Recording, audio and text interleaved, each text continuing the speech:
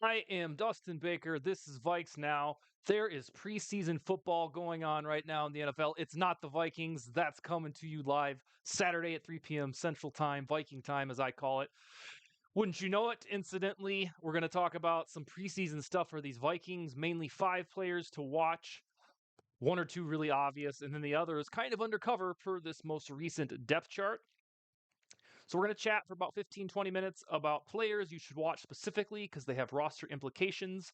But like you've noticed as a trend this week on Vikes Now, foremost, I'm going to promote my book right here. You can get it on Amazon.com. It is a fiction novel that is a genre best labeled in suspense or mystery. It is set in South Dakota, just outside Sioux Falls, out by Wall Lake. It's a weird, gritty story about one dude on a paper route delivering newspapers, and things get pretty freaky for the guy. It is my first adventure into fiction. My plan is to write 2 fiction books per year for the rest of my life. And by the time I'm really old, I should have about 80 books or so, which is kind of fantastic. But I want you to go read the book. If it was shitty, if it was garbage, I wouldn't have written it, excuse me, in the first place. I think you will enjoy it. So check it out. Just go to Amazon or Google, type in the motor route, type in my name. You'll find it. It's $4 ebook, 15 paperback, and if you have Amazon Kindle, you get it for free. I think that's how that program works. So go buy my book. But now let's talk about these Vikings. Preseason dudes to watch. I did not rank these. One of them is glaringly obvious, but we have to talk about them. But let's go through these. These are dudes that I want you to watch intently because when we get to the roster bubble, we're kind of there now. But on, was it August 26th?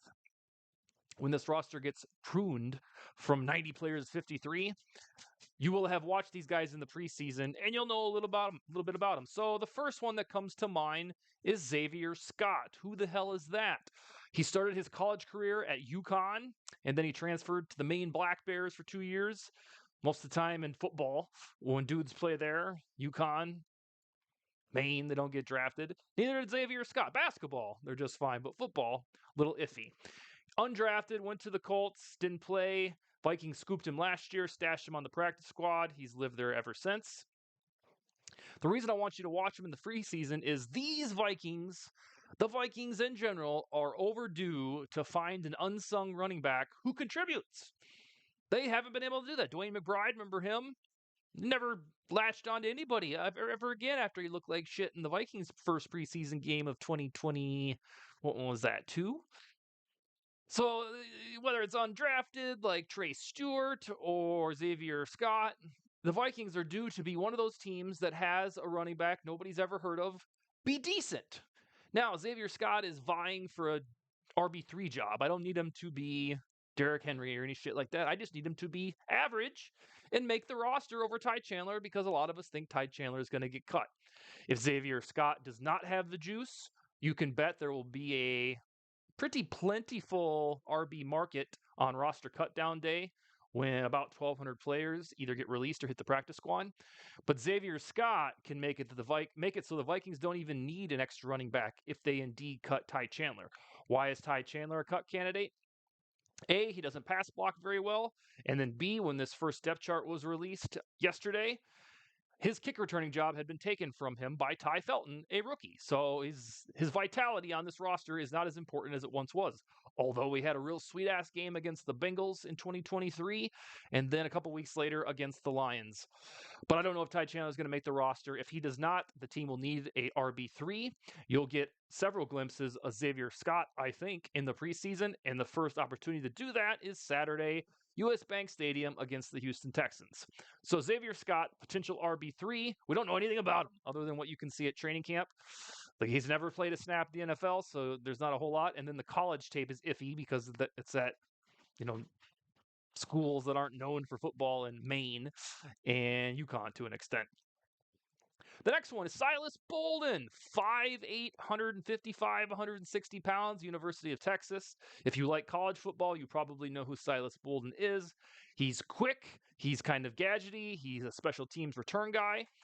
And there was some momentum from late April until the start of training camp to say, hey, Silus Balden is one of those under-the-radar UDFA sleepers. You remember Ivan Pace, don't you? This is another guy that could be the next big thing for the Vikings. And at training camp, you saw a little bit of him. He does have that pizzazz for a smaller wide receiver. But when the depth chart came out, it was like, oh boy, he's listed at WR 13. And that obviously won't make the roster if they use that as a guideline for cut down day on August 26th. But here's the deal. A lot of times, I don't know if you check the Broncos depth chart, a lot of times rookies are stashed on depth charts because coaching staffs want their ass to earn it. So, for example, if you play fantasy football, dynasty format, RJ Harvey was all the rage within the past 3 months because he's going to the Broncos. They didn't have J.K. Dobbins for a while. For your dynasty team, go get RJ Harvey. Well, their depth chart came out and he's RB5. So in that vein, there might be a little stashing for Silus Balden all the way at WR 13, which is really low. So in the preseason, doing a show like this, he is a guy to watch because he'll have the opportunity to hopefully return some punts, maybe even get in on the offense.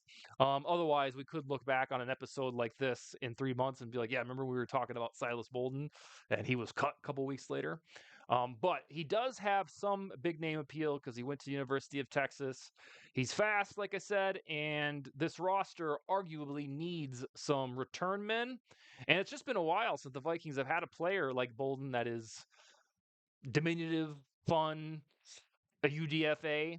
I mean, Brandon Powell's kind of like that, but he was also a veteran. He's still a free agent, by the way. But there is a scouting report for Silus Bolden that suggests his talents could translate to the NFL if used properly, whether that's special teams or offense. So I want you to watch Silus Bolden to see if he gets any action. He's the second one on this list. Number 3 is somebody you've probably heard of who's been, I'll put this judiciously, not a priority in my estimation at training camp, and he is cornerback Mai Blackman.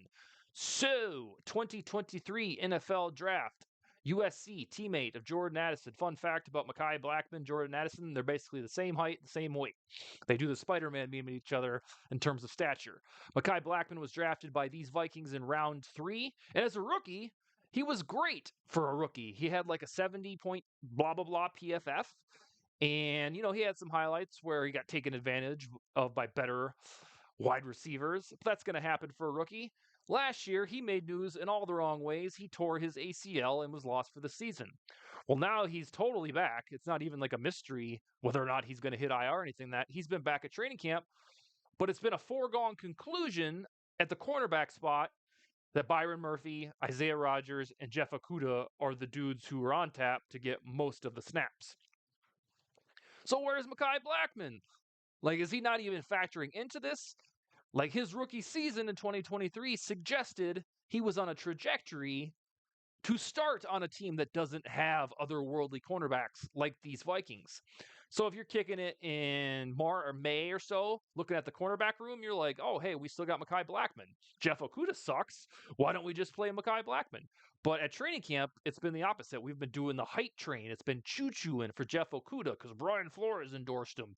This is going to be the time he turns into the 3rd overall pick from the 2020 draft. And left by the wayside has been Mai Blackman. But I'm here to tell you, so long as Blackman's knee is in good shape, he should be more of a contender for the CB3 job that has already been whisked away from everybody, especially Mai Blackman, by Jeff Okudah. So as Mai Blackman sits at CB4 on this current depth chart, if you are a CB4, you're going to see a lot of playing time in the preseason. And we already know that he's pretty good in the regular season. This is the time for Blackman to make his case to show, hey, I was hurt last year, but you remember me as a rookie. I played great as a rookie. Because I'm telling you, there's a really good chance that we've overblown Jeff Okudah.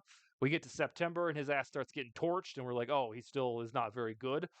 Because he's been in the league for 5 seasons, and you'd be hard-pressed to find a player who was heavily coveted, touted coming out of college, like Okudah, sucked for 5 years and all of a sudden is good. Like, that just doesn't happen very often. And, I mean, I'm just not the guy. I don't think the Vikings are lucky enough to be the team, the team really known for luck, right?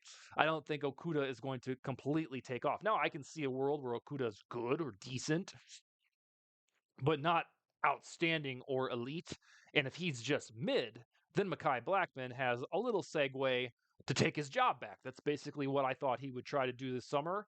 And in my estimation, Mai Blackman has not done that. So you'll watch him in the preseason to see if that knee has made him a different player. And again, he'll be going against average players. Most of the preseason is second teamers versus second teamers or third teamers, vice versa. So Blackman is one of my cornerbacks to watch because we saw a little track record in 2023 and it was quite impressive. Two left. Probably the two most exciting on the list. Dwight McGloth. He's made some highlights at training camp. There are a couple people in our Vikings community, writers, fans, that I trust that always seem to get it right, whether they're draft scouting or they're predicting UDFAs. And a couple of the guys that I really trust, like Yannick Eckhart, who comes on the show a few times a year. That's a basset hound barking in the background. Dwight McGloth is one of his guys. Usually when I ask him to pound the table for an unsung Viking heading into the summer, heading into training camp, heading into the preseason, he jokes and says, well, I've already said Dwight McGloth. Can I keep saying that? And I'm like, fuck yeah, you can keep saying that. So Dwight McGloth is kind of in that same boat as Mai Blackman, where he's got to figure out a way to oust Jeff Okudah in time for either playing time or a roster spot. But Dwight McGloth, anytime he gets a chance to stand out, he looks pretty damn good. Now, he's been going against second teamers, and we're trying to figure out if, that props him up. But Dwight McGloth is a guy that there's a lot of folks who have a high standard for, probably should have been drafted last year. So Dwight McGloth, watch him in the preseason.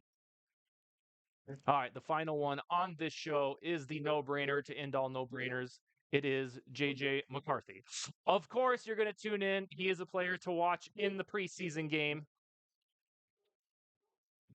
We haven't seen him in 1 year. We've spent the whole year hanging on every throw that J.J. McCarthy in like a 45-minute sample size in real time in 2024, while he busted his meniscus and we knew nothing about it. But the whole reason to tune into Vikings football on Saturday, among others, like these roster battles and whatnot, is the golden boy, J.J. McCarthy. Now, he doesn't have to play flawlessly. He probably won't. Even in the regular season, he's not going to be a total baller. There's going to be times where, he plays like an idiot. Let's just hope that it isn't this Saturday so we don't have a foul taste in our mouth. But this is palpable excitement. The most excited we've been at quarterback for the Vikings probably since Teddy Bridgewater in 2015. And I'm here to report that McCarthy has a better skill set than Teddy Bridgewater ever had, even though we were excited about Bridgewater. This preseason game is merely the second chapter and seeing what McCarthy might bring to the table. And if you're tuning into Vikings football Saturday, you're excited like I am, but you're just kind of halfway motivated for McCarthy, then there's something wrong with you. I know the reason you'll be watching it is J.J. McCarthy. This is the second time we've get to see him in an organized format. And I'm guessing he'll play a few drives. It'd be kind of silly to just do one and put him on ice. So I'm guessing it's going to be like Sam Darnold last year. I can't remember exactly how many Darnold got, but it was enough to get our toes wet to figure out kind of what we had with Darnold, and it was pretty impressive. So the number one player to watch in this preseason game, undebatable, is J.J. McCarthy. And I'll reiterate for any first-time viewers, if this team was coached by Mike Zimmer, if it was coached by Leslie Frazier, Brad Childress, even Dennis Green when I started watching the Vikings 30 years ago, I would be very skeptical, apprehensive, believe it when I see it, about any quarterback the Vikings drafted because they just don't do it well historically as a franchise. It doesn't even matter who the general manager is. I would be right there with the rest of the national, like Colin Cowherds and shit like that, thinking, well, I don't know if he's got it. He played in a run-happy offense. I do not feel that way about J.J. McCarthy. And I'll give you the real quick speech. First of all, the Vikings are overdue as hell to hit on a quarterback at all and in round one. This is the highest they've ever drafted a quarterback. When we get to week one, McCarthy was a 10th overall pick. He's going to be the highest drafted quarterback the Vikings have ever picked to start a game. Second, I don't think that Kevin O'Connell, who has been widely accepted in NFL circles as the foremost quarterback whisperer in the league, This is his legacy is on the line. I don't think he spent 2022, 2023, and the 2024 off seasons scouting his quarterback of the future only to pick some asshole who's no good. And you would have to believe that the quarterback whisperer of all people couldn't figure out how to whisper when it came to JJ McCarthy. And that's just not going to happen.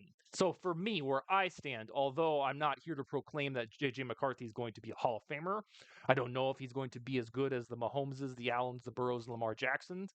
For me, these next 2 or 3 years are all about determining how good JJ McCarthy will be. Not if he will be good. It's if we're talking a Dak Prescott level of efficiency, a Jared Goff level. I don't know who's somebody totally in the middle, like Derek Carr there for 5, 6, 7, 8 years, or if we really have tapped into that guy like Joe Burrow, where boom, McCarthy is we're talking about him like Justin Herbert, like doing the power rankings. We're like, okay, it's Mahomes, Josh Allen, Joe Burrow, JJ McCarthy. If that's the way it is, then this next 10 to 12 years is going to be really exciting for the Vikings. So I think at a very bottom floor, worst case scenario, believe it or not, for JJ McCarthy, in my estimation, is Brock Purdy-esque, where you always kind of wonder, like, how good would this guy be if he was on the Titans or some other shitty team? Like, would he really be any good? That's how I always feel about Brock Purdy. So that's what I think the very bottom shelf or the bottom floor is for JJ McCarthy. Is you see a glorified game manager propped up by this Hellfire Flores defense, and you're always wondering, could McCarthy cut it on a different team? That is the worst case scenario. The best case scenario is he's just like Joe Burrow. They kind of carry themselves the same way. They kind of fling it the same way. I think they're the same stature. That is where I'm at on JJ McCarthy. So the 5 players to watch in the preseason: running back Xavier Scott, wide receiver Silus Balden, cornerbacks Mai Blackman, Dwight McGloth. Now that you can finally hear me with the damn Bassett who stopped working, and JJ McCarthy, the no-brainer. I want you to go read this damn book that I'm talking about right over here. It's called The Motor Route. It's 314 pages on paperback. If you like gritty, weird, suspenseful stories, you're going to like this one. I'm about halfway through my second book that has nothing to do with this one. That should be out in December or so. So you won't have to wait long if you like my style of fiction writing. That's all I got. Skull, baby. First preseason game is, by the time you watch this, only a day away.